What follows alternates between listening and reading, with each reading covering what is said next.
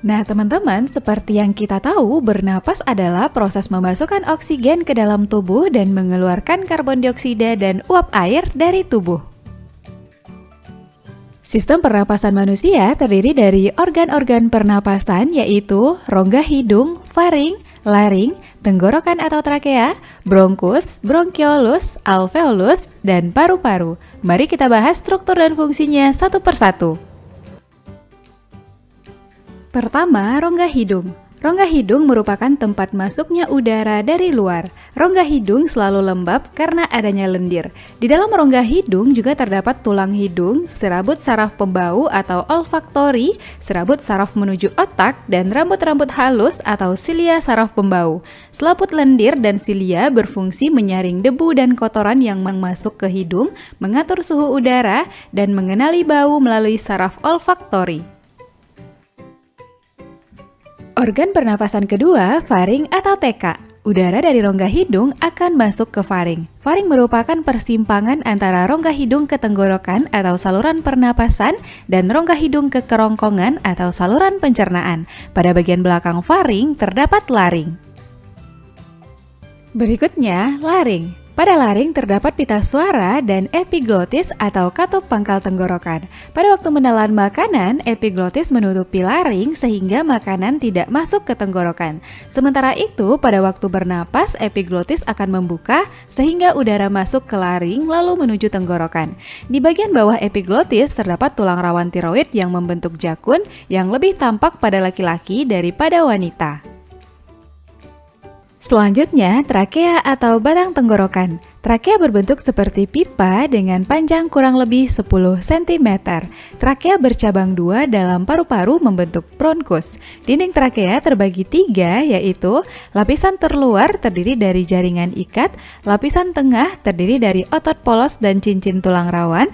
Trakea tersusun dari 16-20 cincin tulang rawan yang berbentuk huruf C. Bagian belakang cincin tulang rawan tidak tersambung ke esofagus sehingga menyebabkan trakea tetap terbuka. Lapisan dalam terdiri dari jaringan epitel silindris selapis bersilia yang menghasilkan lendir.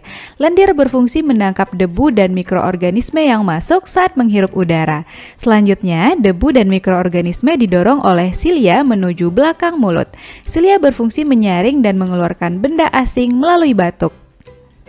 Organ pernapasan kelima, bronkus. Bronkus merupakan cabang batang tenggorokan yang berjumlah sepasang yang masing-masing menuju paru-paru kanan dan kiri. Struktur bronkus mirip dengan trakea, bedanya dinding bronkus lebih tipis dari trakea.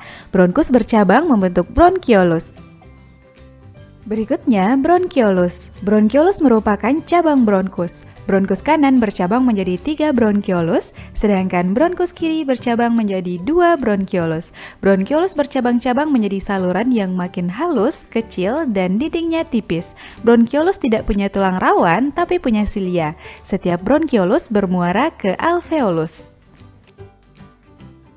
Organ selanjutnya, alveolus. Alveolus merupakan saluran akhir pernapasan. Dinding alveolus banyak mengandung kapiler darah. Pada alveolus terjadi pertukaran oksigen dengan karbon dioksida dari sel darah ke udara.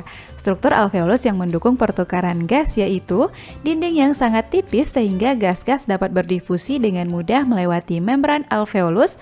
Alveolus berupa kantong-kantong kecil mirip anggur atau alveoli yang jumlahnya sangat banyak karena fungsinya memperluas permukaan untuk pertukaran gas. Permukaan dalam dilapisi epitelium sehingga memungkinkan difusi gas antara karbon dioksida dengan oksigen. Dan bagian luar terdapat kapiler darah yang mempercepat terjadinya proses difusi dan pengangkutan gas. Dan organ pernapasan terakhir adalah paru-paru. Paru-paru merupakan alat utama pernapasan manusia yang terletak di rongga dada bagian atas. Paru-paru berjumlah sepasang yaitu paru-paru kiri dan kanan yang terbagi lagi menjadi belahan atau lobus.